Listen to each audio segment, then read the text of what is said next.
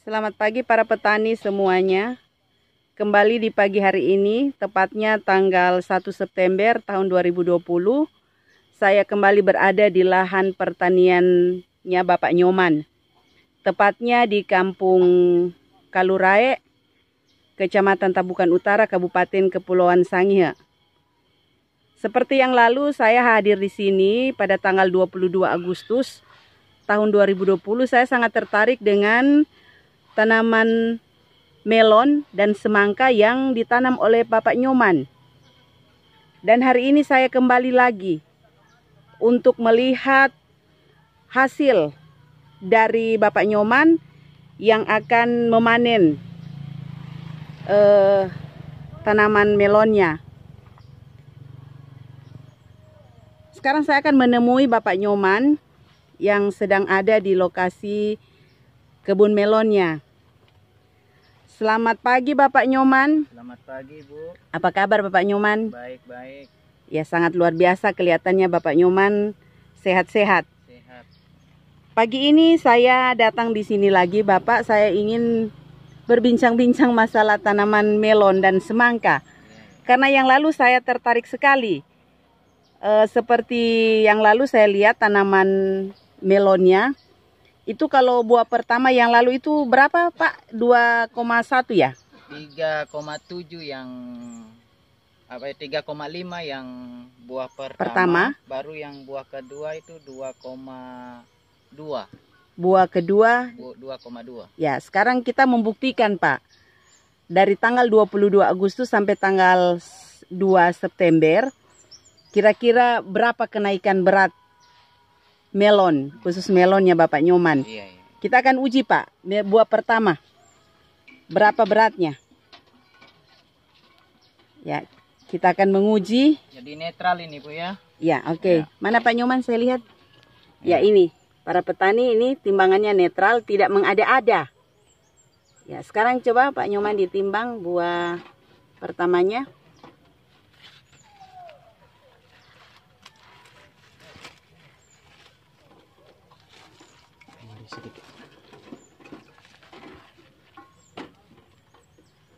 Coba Pak, saya tertutup daun.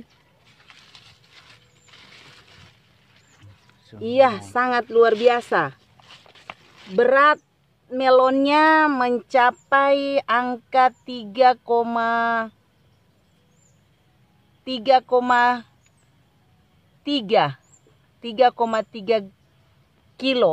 kilogram. Ini adalah melon dan ini tidak mengada-ada. Ini sesuatu yang pasti. Dan di Kabupaten Kepulauan Sangihe baru Bapak Nyoman yang membudidayakan melon yang hasilnya seperti ini. Ya, kita pergi ke buah kedua Pak. Mana buah keduanya? Kita timbang lagi buah keduanya. Ini adalah kebun Bapak Nyoman.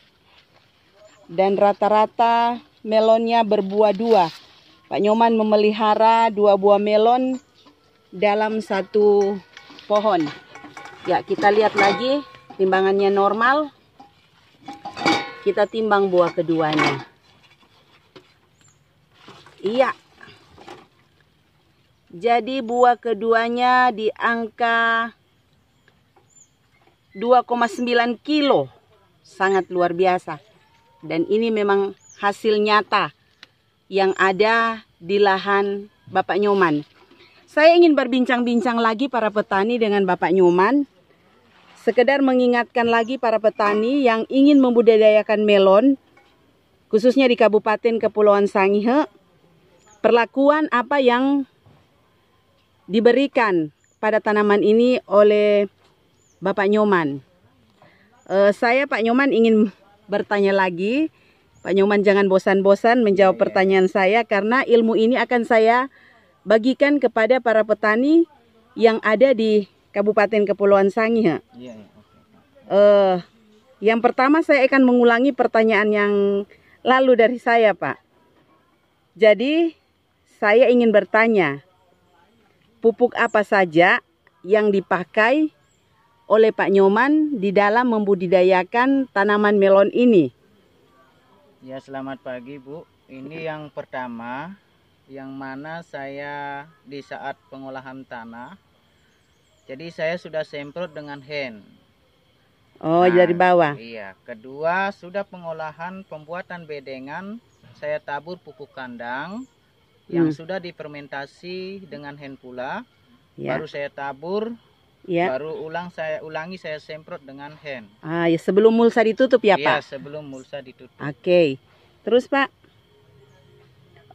kira-kira itu yang perlakuan dari bawah ya, Pak? Iya, betul. Jadi kalau dari atas pupuk apa saja juga yang Bapak pakai? Iya, kalau di atas ini saya penyemprotannya rutin, itu hand tiap minggu 1 kali. Kalau cuaca seperti sekarang yaitu hujan panas, saya 3 hari sampai 4 hari penyemprotannya. Oh, jadi penyemprotannya dibikin lebih intervalnya lebih cepat ya, Pak? Cepat, ya. Kalau curah hujannya agak tinggi, Bapak buat biasanya normal seminggu sekali. Tapi kalau seperti cuaca sekarang, panas seminggu, hujan sehari, panas 2 minggu, hujan sehari, berarti Bapak melakukan penyemprotan hands sebanyak waktunya 5 hari sekali. 5 hari, 4 sampai 5 hari sekali. Oke, Pak, sangat bagus. Berarti pupuk hands ini sangat bagus. Terus, Pak, kira-kira apa ada tambahan pupuk lain? Maksud saya sama seperti pupuk makro. Pupuk makro itu kan kebutuhannya untuk tanaman, kalau setahu saya untuk tanaman itu harus seperti urea, TSP, KCL atau NPK. NPK apa yang Bapak pakai kira-kira? Di sini saya memakai dari NPK Plus, yaitu Ponska Plus, dengan KCL. Ya, yang saya di sini saya tulis di buku dengan catatan saya sendiri dengan melon yang sedemikian. Saya memakai pupuk NPK dengan KCL-nya. KCL baru 3 kilo, NPK-nya baru 5 kilo. Cara penggunaannya bagaimana, Pak? Penggunaannya kocor juga, Bu. Oh, sistem kocor. Iya, sistem kocor. Jadi dikocor di lubang tanam. Iya, di lubang Jadi maksudnya waktu atau interval pemupukannya dari tanam, mungkin berapa hari dari tanam Bapak memakai ini? Dari tanam saya pakai kocoran hand yang sudah difermentasi juga. Difermentasi. Iya, ya itu. Oh, ini hasilnya ya, Pak. Iya. Oke. Apa bahannya ini, Pak? Ini terbuat dari kotoran binatang. Yang pertama saya kotoran sapi, baru kambing, baru ayam. Baru saya fermentasi pakai air beras dengan tambah air kelapa. Iya. Jadi difermentasi dengan hand, tambah gula merah Kira-kira Pak, berapa lama Bapak fermentasi pupuk ini sampai jadi? Kalau fermentasi pupuk ini saya kasih waktunya 2 minggu. 2 minggu, 14 hari, 15 hari baru sudah bisa dipergunakan. Kalau dosisnya pupuk ini Bapak pakai per pohon itu berapa? Kalau saya ambilnya di sini, maksud saya biangnya berapa? Biangnya gitu. Saya ambil 1 liter, baru dengan campuran airnya 100 liter. 100 liter. Jadi berarti biangnya 1 liter, air 100 liter, dosis per pohonnya? Per pohonnya saya ambil 1 gelas aqua, yaitu 250 mili. 250 mili. Baru interval pemupukannya setiap minggu? Iya, setiap minggu intervalnya. Di samping itu ada pupuk tambahan? Ada pupuk tambahan dari semacam pupuk NPK dan KCL. Jadi di selang waktu, Bu. Iya, di selang waktu yang diatur. Tapi dia lebih dominan ya, Pak, lebih banyak menggunakan hands. Menggunakan hand yang sudah difermentasi. Oke, itu yang dari bawah ya, Pak. Kalau dari atas seperti Bapak jelaskan tadi, Bapak melakukan penyemprotan juga dengan menggunakan hands. Oh, sangat luar biasa ya, Pak Nyoman. Saya kesini lagi karena saya penasaran. Karena di Kabupaten Kepulauan Sangihe baru Bapak Nyoman yang bisa menanam semangka dengan berat berapa tadi, Pak? Saya agak lupa. Melon ini. Melon. Berapa tadi, Pak? 3,7 ya? Iya, 3,7 baru dengan 2,9. Iya, buah pertama 3,7, buah kedua 2,9 ya, Pak. Oke, Pak Nyoman. Sebenarnya ini, Bu, bisa mau ditingkatkan bobot beratnya, cuma di sini udah panasnya udah Udah 2 minggu ya Pak, panas tidak hujan. Dan airnya ini kekurangan air. Jadi ya tapi saja. Tapi biarpun ini kekurangan air Pak sangat luar biasa. Iya. Tanamannya masih bisa subur. Masih subur dan sehat-sehat. Ini adalah ini buah keduanya para petani. Baru rata-rata buah melonnya besar. Ini buah melonnya besar rata-rata. Ini buah keduanya. Dan ini adalah nyata. Saya sebagai petugas lapangan, penyuluh pertanian lapangan yang ada di wilayah Kecamatan Kecamatan Tabukan Utara, saya sangat tertarik dengan budidaya ini. Dan ini akan saya sebarkan kepada para petani yang ingin membudidayakan tanaman melon.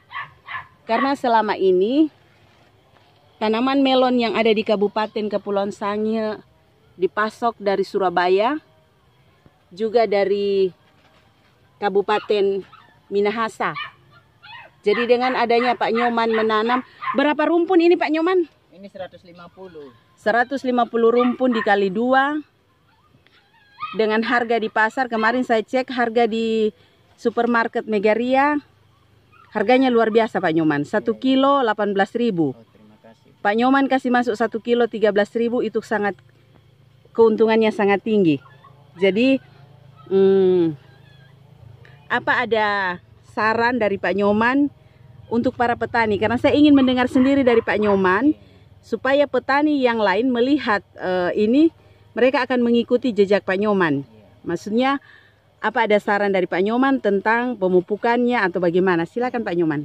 Selamat pagi para petani dan kawan-kawan semuanya yang ada di Pulau Sangihe ini.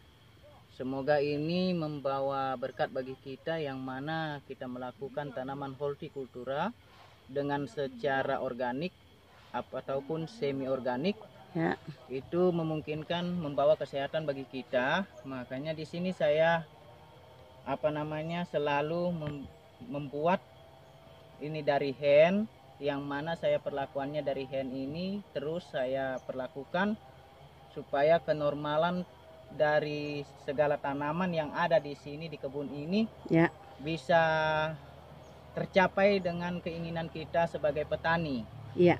Jadi Tuhan sudah memberkati di sini yang mana segala penyakit dan hama itu bisa diatasi dengan hen. Jadi maksudnya bukannya bisa diatasi atau membunuh, tidak, tapi bisa mengurangi serangan. Mengurangi serangan dari hama dan penyakit. Dan juga memperkecil penggunaan pupuk kimia. Iya, menekan pupuk kimia. Jadi hasil maksudnya saya ini di saat di kebun lahan yang besar tidak menggunakan biaya yang sangat besar, khususnya pemupukan, dengan penggunaan insektisida dan fungisida. Oke, para petani, inilah Pak Nyoman. Sebenarnya Pak Nyoman ini bukan asli orang Sangihe, tapi aslinya orang Bali. Cuman kebetulan Pak Nyoman datang ke Sangihe, menikah dengan orang Sangihe. Jadi Pak Nyoman ini memang sudah petani dari Bolang Mongondo ya Pak Nyoman. Betul sekali. Jadi ilmu yang ada di Pak Nyoman ingin bagikan kepada para petani di Kabupaten Kepulauan Sangihe. Tetaplah menjadi inspirasi bagi banyak orang di dalam melakukan usaha budidaya hortikultura. Selamat bagi Pak Nyoman yang sudah berhasil membudidayakan melon dengan baik di Kabupaten Kepulauan Sangihe. Terima kasih Bu, amin. Apakah Pak Nyoman masih akan terus menggunakan produk Hens? Terus Bu, ini pokoknya saya terus gunakan ini, saya pelajari terus bagaimana cara penggunaannya, terus saya gunakan. Yang penting Hens jaya terus. Oke, terima kasih Pak Nyoman sudah meluangkan waktunya bagi kami, dan jangan jemu-jemu kalau ada kunjungan kami ke lahan Bapak Nyoman. Tetap semangat Pak Nyoman. Semangat petani. Oke, terima kasih. Selamat pagi.